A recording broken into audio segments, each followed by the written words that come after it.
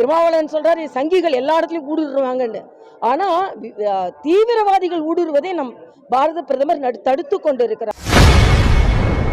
செய்தியாளர்களை சந்தித்து பேசிய பாஜக மூத்த தலைவர் தமிழிசை சவுந்தரராஜன் சங்கிகள் ஊடுருவுவதாக திருமாவளவன் கூறியதற்கு பதிலடி கொடுத்துள்ளார்.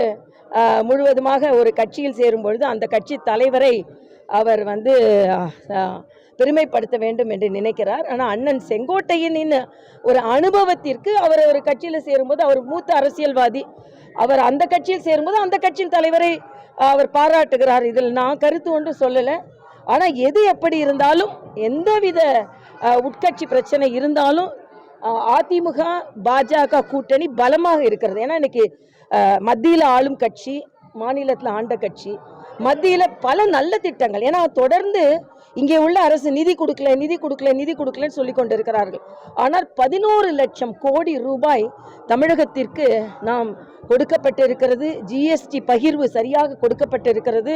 வந்தே பாரத் ரயில் இதுவரைக்கும் எந்த மாநிலத்தில் இல்லாத விட அதிகம். இன்னைக்கு இந்த சாலையில் வர்றது பாருங்க, இந்த பாண்டிச்சேரி டு நம்ம சிதம்பரம் வர சாலை, நான் கவர்னராக இருக்கும்போது அப்போ தான் வேலை நடந்துகிட்டு இருந்தது.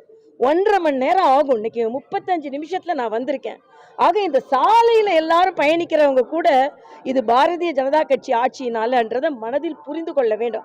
தங்க நாற்கர சாலை வந்தது மரியாதைக்குரிய வாஜ்பாய் அவர்களால். இன்று நல்ல வேகமான சாலை வந்து கொண்டிருப்பது மரியாதைக்குரிய மோடி அவர்களால்.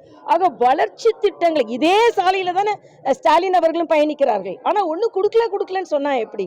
அதனால் பொய் பிரச்சாரங்கள் இனிமேல் எடுபடாது. நிச்சயமாக மக்கள் உண்மையை உணர்ந்திருக்கிறார்கள்.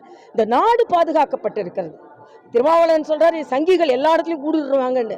ஆனா தீவிரவாதிகள் ஊடுருவதை நம் பாரத பிரதமர் தடுத்து கொண்டு இருக்கிறார். அதனால இன்னைக்கு நம்மை சுற்றி உள்ள நாடுகள் எல்லாம் தீவிரவாதம் இருக்குது, நம் நாடு அமைதியா இருக்குதுன்னா அதற்கு ஆன்மீகம் காரணம். இன்னைக்கு மரியாதைக்குரிய பாரத பிரதமர் கோவால மிகப்பெரிய ராமர் சிலையை திறந்து வைத்திருக்கிறார். நேற்று காவி கொடிய ராமர் கோயிலை ஏற்றி இருக்கிறார். ஆக ஆன்மீகம் தலைத்து ஓங்க நாட்டில் சத்தியமும் தர்மமும் தலைத்து ஓங்கும். செய்திகளை உள்ளது உள்ளபடி தெரிந்து கொள்ள ரெஃப்ளெக்ட் நியூஸை சப்ஸ்கிரைப் பண்ணுங்க.